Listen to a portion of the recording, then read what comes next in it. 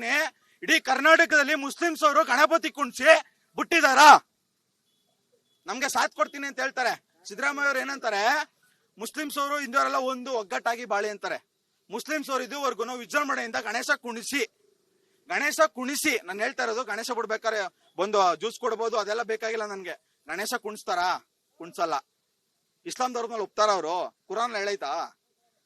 ಬೆಳಗ್ಗೆ ನಮಾಜ್ಗೆ ಹೋಗ್ತಾರೆ, ಹೇಳಿದಾರ ಅವರು ಗಣೇಶ ಕುಣಿಸಿ ವಿಜೃಂಭಣೆಯಿಂದ ಬಿಡಿ ಅಂತ ಹೇಳಿದಾರ? ಯಾಕೆ ಹೇಳಲ್ಲ ಹೇಳಿ? ಫಸ್ಟ್ ಮೊದಲಿಂದ ಏನೀಗ ಮುಸ್ಲಿಮ್ಸ್ ಅವರಿಗೆ ಏನಾಗಿದೆ ಅಂತ ಹೇಳಿ ಫಸ್ಟ್. ಅದನ್ನೇ ಕೇಳ್ತಾ ಇರೋದು. ನನ್ನ ನೈಟ್ ಹೋಗಿ ರ್ಯಾಲಿ ಹೋಗ್ಬೇಕಾದ್ರೆ ಪೊಲೀಸ್ ಅವರು ಸುಧಾ ಮುಂದೆನೆ ಇದಾರೆ, ಜೀಪಲ್ಲಿ ಮುಂದೆನೆ ಇದ್ದಾರೆ. ಆದ್ರೂ ಕಲ್ಲು ಎಸಿದ್ದಾರೆ ಅಂತಂದ್ರೆ ಅವರಿಗೆ ದರ್ಪ ದುರಂಕಾರ ಎಷ್ಟಿರ್ಬೋದು?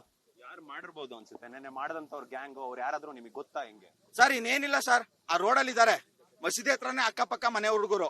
ಯಾರು ಹುಡುಗರಿಗೆ ನಮ್ ಹಿಂದೂ ಕಂಡ್ರೆ ಆಗಲ್ಲ,